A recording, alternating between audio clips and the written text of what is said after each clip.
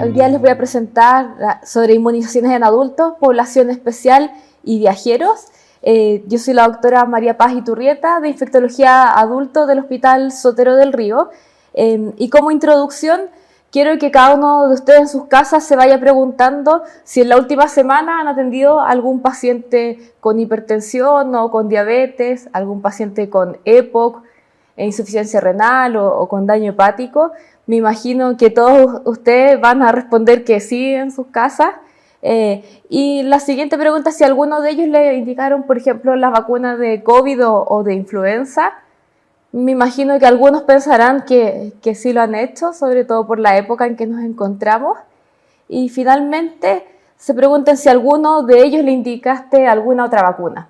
Y yo me imagino que la mayoría de ustedes van a pensar para sus adentros que no.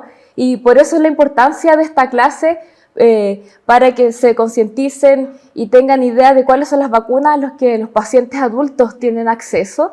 Y por eso vamos a hacer esta clase y vamos primero entonces con la importancia de las vacunas. Las vacunas son una intervención que ha tenido un gran impacto en salud en el mundo. Después de la potabilización del agua y del lavado de manos, es la intervención que ha tenido mayor impacto en la sobrevida de la humanidad, y también las vacunas han llevado a erradicar y a controlar enfermedades. Hay enfermedades que se han erradicado en el mundo como la viruela o la polio, que se erradicaba en la mayor parte de los países del mundo, y enfermedades que están claramente controladas como el coqueluche. En la población infantil ya es casi anecdótico ver enfermedades por neumococo o por Haemophilus influenza, y todos vivimos hace un par de años cuál fue el impacto del desarrollo y administración de la vacuna de SARS-CoV-2, que nos permitió retomar la vida normal en la pandemia del COVID-19. Pero lamentablemente hay una gran pérdida de oportunidad de la vacunación en las poblaciones especiales, especialmente en adultos. Los médicos que nos dedicamos a adultos nos olvidamos de esto cuando estamos en la universidad. Todos nos aprendemos ahí el calendario de vacunación que nos enseñan los pediatras, pero luego esto pasa a un quinto plano y muchas veces nos olvidamos de la importancia de la vacunación en la población adulta. Algunas generalidades sobre vacunas para tener algunos conceptos es que existen entonces vacunas bacterianas y vacunas virales, y dentro de las vacunas bacterianas tenemos las vacunas vivas atenuadas, que también llamadas vivas, y las vacunas inactivadas. Y para cada una de ellas hay distintas plataformas, distintas tecnologías en las que se desarrollan estas vacunas, como están las vacunas de células enteras, que todas las vacunas vivas atenuadas son de células enteras, de subunidades, de toxoides, vacunas polisacáridas y vacunas conjugadas. Y destacar entonces que en las vacunas vivas atenuadas tenemos la BCG, que se administra en los niños al nacer en nuestro país, y las vacunas de fiebre tifoidea oral y cólera oral, pero ambas tienen opciones parenterales que son inactivadas, pero para que lo tengan en sus conceptos. Y entre las vacunas virales tenemos las tecnologías también vivas atenuadas e inactivadas, las vacunas de virus enteros, que pueden ser vivas o inactivadas, vacunas de subunidades y vacunas, las que hicieron tanto ruido en el último tiempo, de ARN mensajero. En cuanto a las vacunas vivas atenuadas, tenemos polio oral, pero hoy en día en Chile se está administrando polio parenteral, influenza intranasal, que en nuestro país no hemos utilizado, y las vacunas, que sí, esto es importante que las recuerden, de sarampión, rubiola, parotiditis, que conocida como la 3 vírica, las vacunas de varicela, vacuna contra el herpes zóster y vacunas de fiebre amarilla, son todas ellas vacunas vivas. Y esto tiene un impacto en cuanto a las contraindicaciones de las vacunas, que vamos a revisar a continuación. Las contraindicaciones para las vacunas son pocas, y eso es importante que lo recuerden. Una de ellas es la fiebre, que es una contraindicación transitoria, pero solo la fiebre, y no estar resfriado o andar con un poco de moco, eso no es una contraindicación para vacunarse, que muchas veces las personas tienen ese concepto.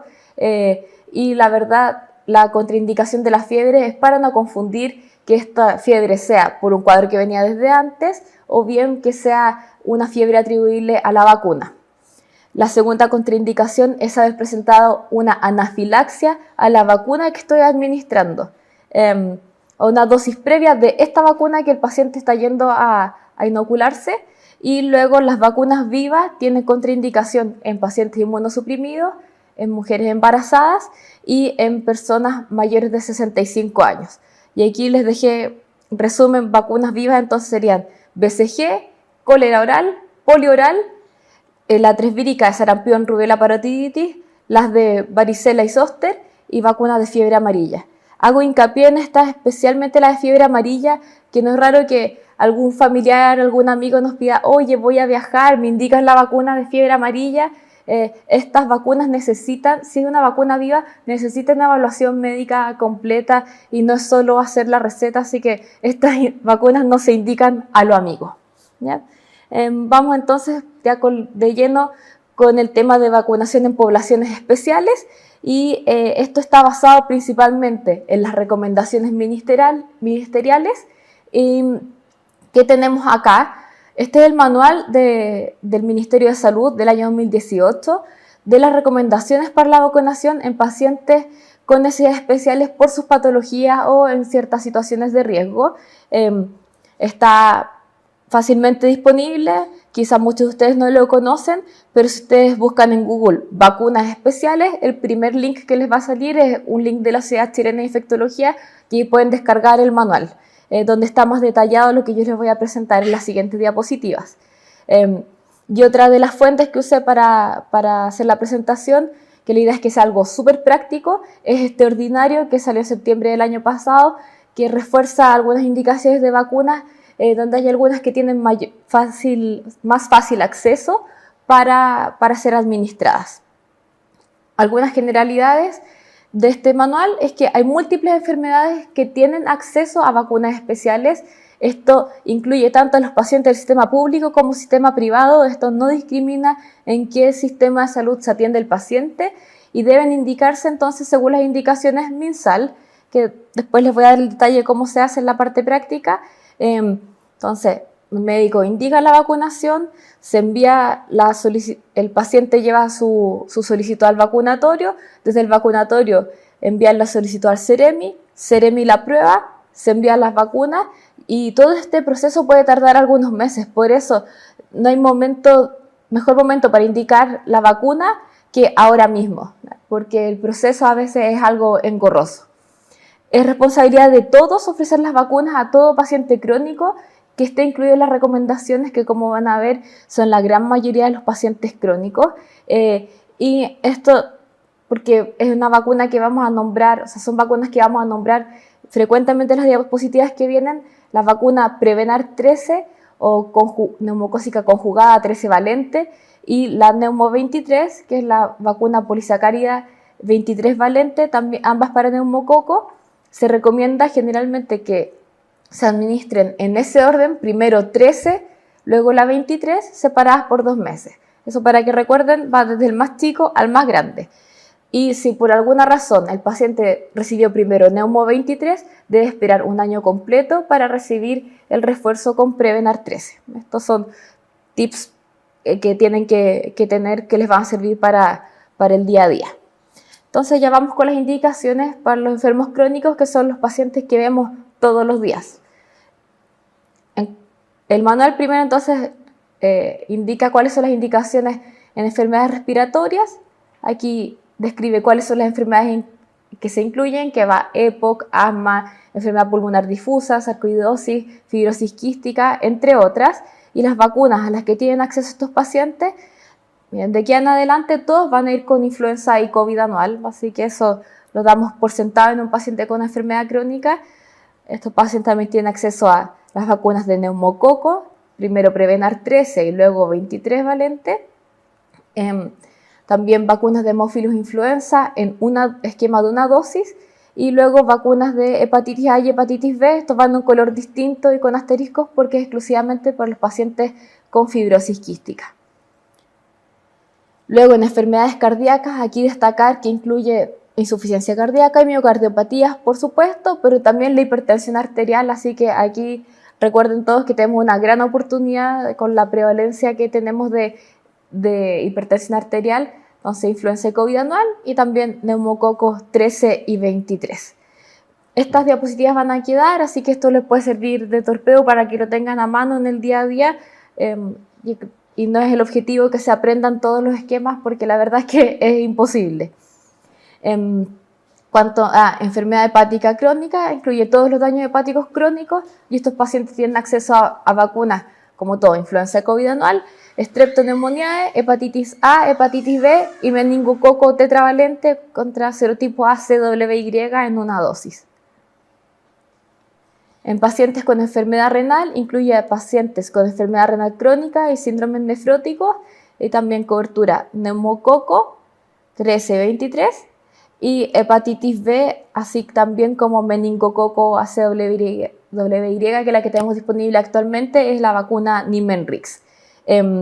Aquí les puse un asterisco en hepatitis B porque acorde al ordinario, que recuerden que dijimos que nos basamos entonces en el manual ministerial y este ordinario que salió el año pasado, estas vacunas no requieren formulario de vacunas especiales, entonces ustedes le dejan la orden al paciente, va directo al vacunatorio y no hay que preautorizar al Ceremi, sino que en la primera consulta se empieza el esquema de vacunación, que es distinto en estos pacientes que para todos los otros pacientes. Entonces, pacientes con enfermedad renal crónica incluye dosis doble, que son 20 microgramos, a los 0, 1 y 6 meses. Y en los pacientes que ya están en hemodiálisis, es una dosis de 40 microgramos, o sea, 4 veces lo que se da en un adulto habitualmente. Y son 4 dosis a los 0, 1, 2 y 6 meses. Si el paciente ya se había vacunado previamente, se le da una dosis de refuerzo. Eso es importante considerarlo porque si hacen la solicitud como vacunas especiales puede tardar mucho más tiempo a que si mandan la solicitud directamente. En enfermedades neurológicas se separan en dos grupos. El primero van los pacientes con parálisis cerebral, con accidente cerebrovascular seculado y también con toda enfermedad neurológica que lleva a la postración, y en estos pacientes tienen asegurado entonces influenza y COVID anual, neumococo y Haemophilus influenza. Y hacen un grupo separado para los pacientes con fístula LCR e implante coclear. Estos pacientes lo que hay que pensar es que hay una pérdida de la protección de la barrera hematoencefálica, así que vamos a protegerlos contra capsulados, ¿sí? Que son neumococo, Haemophilus y meningococo, en los esquemas que aquí se detallan. Los pacientes con diabetes, sin importar el tipo, si son insulino requirientes o no, tienen acceso a varias vacunas, como son influenza y COVID anual, y también todos los capsulados, neumococo, Haemophilus, meningo, y en los pacientes que tengan posibilidad de ir a diálisis, también hepatitis B, pero eso iría más en el carril de enfermedad renal crónica, pero es para que lo tengan para recordarlo. En usuarios de corticoides, el manual incluye a todo paciente que use prednisona en dosis de 20 miligramos o más por más o igual de 7 días. Y aquí incluyen varias vacunas, como son las vacunas de difteria, tétano, pertusia celular, streptoneumoniae, Haemophilus influenza, hepatitis A, hepatitis B, vacuna de papiloma y vacunas de influenza anual. Lo ideal, si el paciente va a recibir un curso de corticoides más bien acotado, hay que posponerlo hasta un mes finalizada la corticoterapia, y en los pacientes que van a quedar con dosis de corticoides de mantención, esperar a que disminuya la dosis de corticoides al máximo con fin de que se pueda ofrecer la terapia, la mejor respuesta inmune con la inoculación al paciente. También tienen acceso a vacunas atenuadas, que estas deberían posponerse 1 a 3 meses de una vez finalizada la corticoterapia, que es la vacuna de varicela. Bien. Luego el manual también incluye, se describe terapias biológicas, no hace diferencia en qué terapia biológica, y también hablan de inmunosupresión farmacológica, y aquí estos pacientes tienen acceso a vacunas de influenza y COVID anual, streptoneumoniae, meningococo, Haemophilus influenza, hepatitis A, hepatitis B, papiloma y difteria, tétano y pertusis acelular. Estas vacunas deben administrarse al menos 3 semanas antes del inicio de la terapia inmunosupresora. Sabemos que esto no siempre es posible, pero si ustedes trabajan en alguna especialidad que vayan a ofrecer terapia biológica o vayan a ofrecer terapias inmunosupresoras, tienen que o sea, ya están pensando, una vez que piensen que el paciente se va a inmunosuprimir, indiquen las vacunas, cosa que sea lo más ágil posible y el paciente los reciba de forma precoz, cosa que idealmente pueda recibir las vacunas o iniciar las vacunaciones antes de recibir la terapia inmunosupresora para que logren montar la mejor respuesta inmune posible. Esto algunas acotaciones en cuanto a las indicaciones del ordinario. Hay algunas vacunas que van por GES, que no requieran la solicitud de vacunas especiales, van entonces directo al vacunatorio, que son en la infección crónica por hepatitis B, la vacuna de hepatitis A, y en leucemia y linfoma en pacientes mayores de 15 años tienen acceso a vacunas de neumococo 13 y 23. Hay algunas vacunas también por ley Ricarte-Soto en estas enfermedades que son artritis reumatoide, artritis psoriática, colitis ulcerosa, enfermedad de Crohn, hipoacusia sensorineural bilateral, esclerosis múltiple y lupus, y tienen acceso a estas vacunas también en forma directa sin pasar por la autorización del CEREMI. Pacientes también candidatos a esplenectomía o una vez que ya se esplenectomizaron, entonces también hay que cubrir capsulados, entonces tienen acceso a vacunas de neumococo, Haemophilus y meningo, también influenza y COVID anual. Lo ideal es que sea hasta 2 semanas antes de la cirugía haber completado el esquema. Si no se vacunó antes, esperar 3 semanas por la alergia que puede ocurrir después en el postquirúrgico, así que no darle la vacuna cuando el paciente se esplenectomizó el día anterior. Las personas que viven con VIH también tienen acceso a múltiples vacunas. En general, estas se indican con más frecuencia porque son pacientes que se encuentran en seguimiento con inmunólogo o infectólogo, así que tienen acceso a vacunas de neumococo, meningococo, hepatitis A, hepatitis B, y con algunas restricciones en las edades, papiloma, influenza y COVID. También está la vacuna anti-zóster recomendada en este manual, pero hacer hincapié que esta vacuna, que sale mencionada en otras patologías también, está recomendada, pero no está disponible en el Plan Nacional de Inmunizaciones, y por lo demás hay solamente vacuna viva disponible en Chile, así que se puede indicar, pero eso no va por el ministerio. En estos pacientes también ofrecemos la vacuna de la viruela M o Mpox, que es en esquema de 2 dosis. En cuanto a pacientes con cáncer, sin importar si son pacientes con cáncer hematológico sólido, puede ser vacuna de neumococo, hepatitis B, y también recomiendan vacuna de zóster, así como influenza y COVID anual.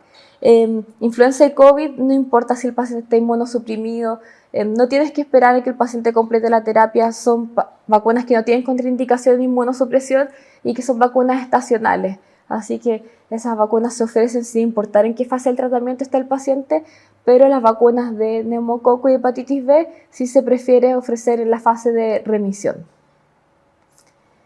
En los pacientes candidatos a trasplante de órganos sólidos, o sea, antes del trasplante, tienen acceso a vacunas de hepatitis A, hepatitis B, neumococo, meningococo, Haemophilus y nuevamente influenza y COVID anual. Estos son los esquemas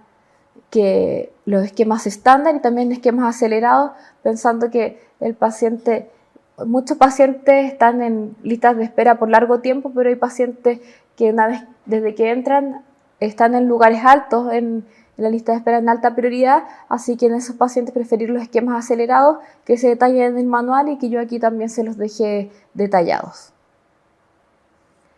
En pacientes post-trasplante de órganos sólidos, a los 6 meses post-trasplante continuar entonces influenza, neumococo si es que no la recibió antes, y a los 12 meses post-trasplante hepatitis B, influenza y COVID, y actualizar en el RNI en pacientes que tienen sus vacunaciones incompletas previamente.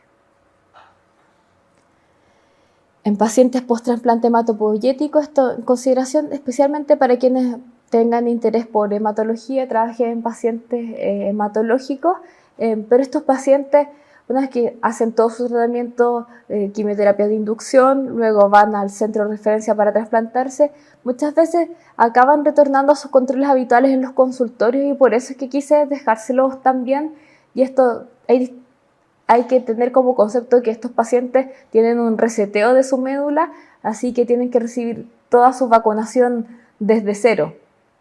Así que son distintos esquemas para trasplante autólogo y para trasplante alogénico.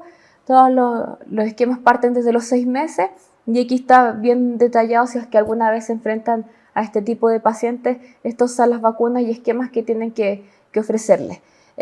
Como está todo el tema de que tienen que ir por autorización del CEREMI y que esto puede tardar varios meses, la idea es que esto empiecen a procesarlo desde que el paciente retorna del trasplante al centro de referencia. Ya, y entonces con todo esto, que es harta información, vamos a lo práctico. Primero, ¿qué es lo que me piden? O sea, yo sé que, pongamos ejemplo, un paciente que vaya a una esplenectomía o que ya se esplenectomizó, tengo que indicarle las vacunas de capsulado. Entonces, que va a ser neumococo, Haemophilus y meningococo, ¿sí? Entonces, tengo que hacer una receta blanca, donde voy a registrar el diagnóstico, los medicamentos que usa el paciente, especialmente si el paciente usa terapia inmunosupresora, eso detallarlo, y las dosis de las vacunas. Entonces, yo voy a poner, si vamos, podemos revisarlo acá mismo, que necesito entonces una dosis de 13 valente, otra de 23, una dosis de Haemophilus y 2 dosis de meningococo. Las vacunas de influenza y COVID, como son estacionales, no van en el manual de vacunas especiales. ¿Ya? Entonces, una y 2 dosis, ¿sí? Y vamos a llenar el formulario de vacunas especiales, que eso está disponible en Google. La mayoría de los pacientes con estas dos cosas se manda esta información al CEREMI y es suficiente, pero en varias ocasiones se requiere alguna información adicional, así que el CEREMI lo que puede pedir es una epicrisis o un informe médico. Ahí depende de cómo funciona cada vacunatorio y quién es la persona a cargo. Muchas veces, como son técnicos quienes están en el vacunatorio, para evitar andar como a tropiezo en las solicitudes, es que le piden al médico que les mande las 3 cosas desde el principio. Entonces, receta, formulario y un informe o epicrisis que puede ser el mismo resumen de la atención que ustedes hicieron al paciente. Así lo he hecho yo y no ha habido problema. Entonces, ¿de dónde miércoles saca uno el formulario de vacunas especiales? Uno pone vacunación especial MinSal en Google y el primer link que les va a salir es solicitud de vacuna especial COVID-19. Este es el link que pinchan, aunque diga COVID-19, esto incluye todas las vacunas, bajan en la página y van a llegar a esta sección que dice otras vacunas especiales, completar formulario y descargar aquí. Y ahí les va a salir este formulario, y aquí volvemos a nuestro paciente entonces con esplenectomía, marcamos una dosis de Neumo 13, una dosis de 23, una dosis de Haemophilus y dos dosis de Nimenrix. Y se llenan los datos, que es región, comuna, establecimiento, la fecha de solicitud, nombre, ruta, edad, condición de patología, fecha de nacimiento y sexo del paciente. Algunos tips de la vida real. Muchas veces los pacientes me preguntan, ¿son estas vacunas seguras? Y yo respondo que sí. Les explico que estas vacunas que están ofreciendo en forma especial son vacunas que hoy en día se administran a todos los niños en Chile cuando están en el colegio, y lo ideal sería poder vacunar a toda la población, pero por una cosa de recursos que se prioriza a ciertos grupos. Así que le digo, aproveche la oportunidad, son vacunas seguras, que tienen alto costo y se le están ofreciendo en este caso sin costo, y pueden ahorrarle una hospitalización, tener que usar antibiótico o incluso tener una complicación grave y la muerte por alguna de las enfermedades contra las que le estamos protegiendo. Y también a veces está la duda de si el paciente recibió o no recibió las vacunas. Yo frecuentemente, cuando hago mi atención ambulatoria, le pregunto a los pacientes, oiga, ¿usted recuerda haber recibido sus vacunas especiales del programa de VIH o por diabetes? Y los pacientes se acuerdan de alguna vacuna, no se acuerdan bien. Así que ahí yo lo que recomiendo es indicar de más que de menos. En los vacunatorios tienen acceso a lo que se llama el RNI, que es el Registro Nacional de Inmunizaciones, que está en los registros del 2012, me parece, en adelante, y ahí las personas del vacunatorio pueden chequear si el paciente recibió alguna vacuna que ustedes le están indicando o no. Entonces, si el paciente ustedes no sabían si había recibido vacuna de hepatitis B, la persona que atiende en el vacunatorio puede ver, oiga, el paciente ya recibió vacuna de hepatitis B, así que no se la vamos a solicitar. Y explicarle eso al paciente, mire, lo van a chequear y puede ser que algunas de estas vacunas no se le den porque ya se la recibió y son vacunas de una vez en la vida, ¿no? Pero esos son algunos tips que les pueden servir para la práctica diaria. Y también es importante que se comuniquen con la gente que trabaja en los vacunatorios de sus centros para saber qué es lo que les sale más práctico, ya sea por el tema de si ellos quieren receta, formulario, pues hay algunos lugares donde solo la enfermera del vacunatorio solo pide la receta, ella llena el resto, o hay lugares donde el informe médico no lo solicitan y solamente lo piden si es de Seremi lo están exigiendo. Así que eso va variando caso a caso, pero coordínense con las personas que trabajan en su vacunatorio. Luego, un par de palabras de los ESAVI, que son los eventos supuestamente atribuibles a la vacunación y la inmunización, que esto es bueno que lo sepan, que cuando hay algún evento adverso que puede haber sido, que haya ocurrido en contexto de la vacuna, se tiene que notificar. Esto incluso lo puede notificar el mismo paciente. Este es la web donde se puede hacer, o enviar un correo electrónico, y ya trabaje en centros públicos o privados, deben notificarlo y ahí se hace la investigación correspondiente para saber si fue un evento atribuible a la vacuna o no. Eso sería en cuanto a las poblaciones especiales. Y ahora pasamos a viajeros, que les voy a dar algunos tips porque es un tremendo tema las vacunas en viajeros, pero para que tengan algunos conceptos y algunas cosas prácticas que les pueden servir. Primero, las vacunas para viajeros hay que tener el concepto de las 3 R, que son las vacunas rutinarias, las vacunas requeridas y las vacunas recomendadas. Vacunas rutinarias es poner al día las vacunas que el paciente debería tener porque le corresponden por edad, por enfermedad, porque debe haberlas recibido en la campaña de cada año. Ahí lo vamos a ver. Vacunas requeridas son las vacunas que exigen para el cruce de fronteras. Entonces, si yo voy a un país X y me dicen usted tiene que, para entrar a nuestro país, tiene que estar vacunado contra fiebre amarilla, eso hay que revisarlo, eso es una vacuna requerida, porque puede limitar el paso, o sea, a la frontera, la inmigración al país donde estamos yendo. Y luego están las vacunas recomendadas, que no son vacunas ni de rutina ni requeridas, pero que sí vamos a sugerir según las condiciones del destino al que está yendo nuestro paciente. Las vacunas rutinarias que hay que tener conceptualmente es influenza, COVID, trisvírica. Recordar que hay ahora una recomendación para actualizar sarampión en población nacida entre el 71 y el 81 y otras poblaciones de riesgo. Está disponible la información en MinSal, y la vacuna de difteria, tétano, pertusis. Que eso, los pacientes nacidos antes del 75 no la tienen, así que a ellos habría que indicarles el esquema completo, y en otros pacientes se recomienda un refuerzo cada 10 años. En cuanto a vacunas requeridas, las vacunas que algunos países exigen pueden ser fiebre amarilla, la vacuna meningocócica tetravalente ACWY, esto especialmente peregrinantes a la Meca, y las vacunas de polio para en algunas zonas endémicas en viajes que duren más de un mes. Pero esto hay que revisar según el país de destino qué es lo que exige ese país para el ingreso. En cuanto a las vacunas recomendadas,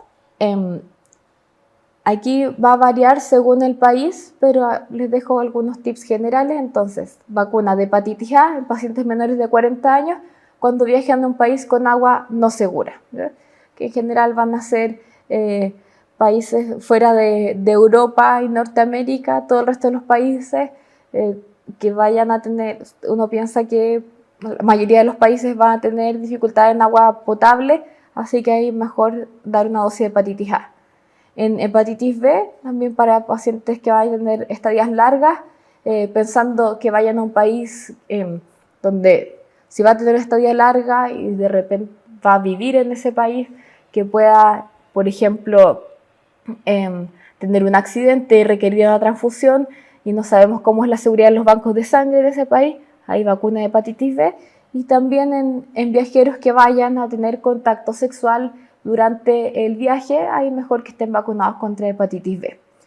Vacuna de meningococo, en general se recomienda tener una dosis porque puede haber brotes en distintas partes del mundo. Vacuna de fiebre amarilla y revisar si en la zona de viaje hay fiebre amarilla o no, más allá de que el país la exija, es por recomendación de seguridad del paciente.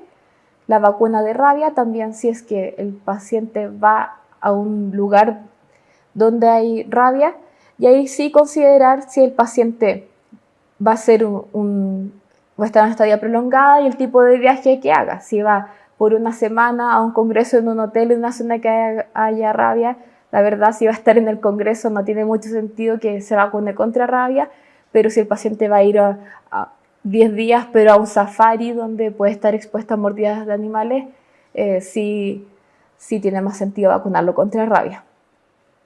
También fiebre tifoidea, básicamente el mismo criterio que en hepatitis A, en los países donde haya agua no segura, y otras, de ahí depende del destino, encefalitis japonesa y vacunas de encefalitis transmitida por garrapatas. Algunas páginas de interés, porque esta es una información que varía mucho de país a país y es difícil sabérselo todo. Les dejo 2 páginas que son Travel Doctor, de una página británica, que aquí pueden ver los esquemas de vacunación, y aquí la lista de las vacunaciones de viajero por país.